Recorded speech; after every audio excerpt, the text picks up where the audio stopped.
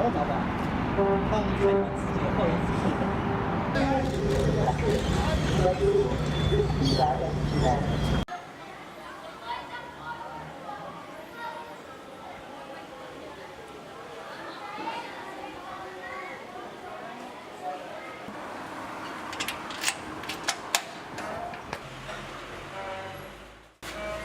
لم أكن موجود في البيت عندما فتش، وبعد ذلك عندما علمت يعني أنهم أتوا وخربوا البيت، وحتى لم أرجع إلى البيت، وإنما أرسلت أحد الشباب والذي أخذ جواز سفري والمتعلقات الشخصية وسافرت في نفس اليوم. يعني كنت أقلق وأخاف على نفسي إن قبضوا علي الحكومة المصرية قد يسلمني إلى الصين.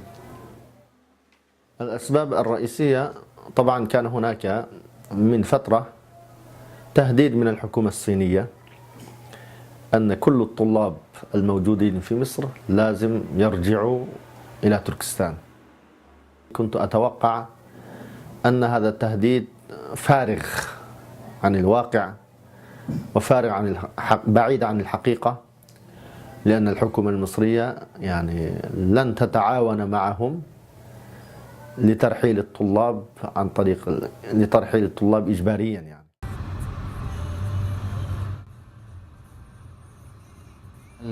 الحكومة الصينية منذ احتلال تركستان هم كانوا يعني يحاصروننا من كل أنواع الظلم. كنت أتوقع أن مثل هذه الأيام ستقع علينا. بداية من يوم الأربعاء الماضي يعني السلطات المصرية بدأت تكثف حملتها اللي بدأت من 3 شهور تقريبا، بناء على توصيات من الحكومة الصينية، بناء على مذكرة تعاون مشترك أمني اتمضت في شهر سبتمبر الماضي. الطلبة اللي بتترحل هناك بتواجه عقوبات قد تصل إلى الإعدام، غير ان حالة التعذيب والسجن اللي تصل ل 15 سنة. اغلبهم حاليا دلوقتي ويتجاوز ال 110 طالب موجودين داخل سجن ترى. بدأ التحقيق معاهم منذ 3 أيام عن طريق الامن الصيني. مجموعه من الضباط الصينيين حضروا للقاهره، بدأوا التحقيق معاهم. التحقيقات كلها كانت بتدور حوالين نفس الاسئله اللي وجهها لهم الامن المصري، حوالين هل هم منتمين لحركه انفصاليه، وضع رايهم في الصين ايه، رايهم في تركستان، هل تركستان دوله مستقله ام ولايه تابعه للصين. كل الاسئله اللي بتدور حوالين الامر ده. في بدايه اعتقالهم وبدايه القبض على الطلاب داخل سجن، داخل اسم شرطه الخليفه فعليا، تم بناء على اقوالهم تم التعدي عليهم بالضرب والضرب بالاقلام على الوجه. تم اجلسهم القرفصاء في الطرق. تم التعامل معهم معامله غير ادميه بشكل كبير جدا. هم ما شافوهاش حتى من السلطات الصينيه فهم موجودين في الصين. بس اللي بيحصل هو حاله يعني ترحيل قسري ممنهج بتقوم به السلطات المصريه الى الصين.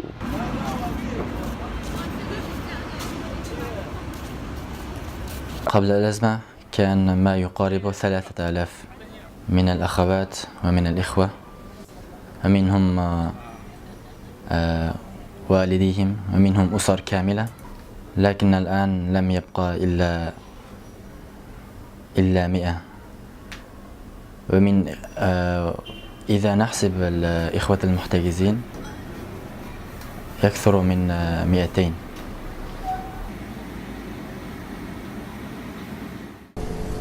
من خلال عملي معهم منذ سنة أنا يرافقونك ولا يعاملونك باللطف، وأحيانا مشكلة التفاهم يعني. والله هم ناس كويسين عادي يعني، ما بيقولوش أي حاجة يعني، مش شايفين إن هم مثلا مضرين في البلد ولا أي حاجة. ناس هي جاية تتعلم وبتخلص فترة تعليمها وبتمشي. هم شباب زي أي شباب مغتربين هنا في مصر، فاهمني؟ انت بتشوفهم في الشارع ماشيين في حالهم، لكن ايه اللي بيحصل بينهم ممكن يكون في حاجه بتحصل في الخفاء احنا لا نعلم بيها. يعني الاجهزه المعنيه هي اللي ليها علاقه بالكلام ده، فاهمني؟ اللي ليها الحق ان تراقب المواطن.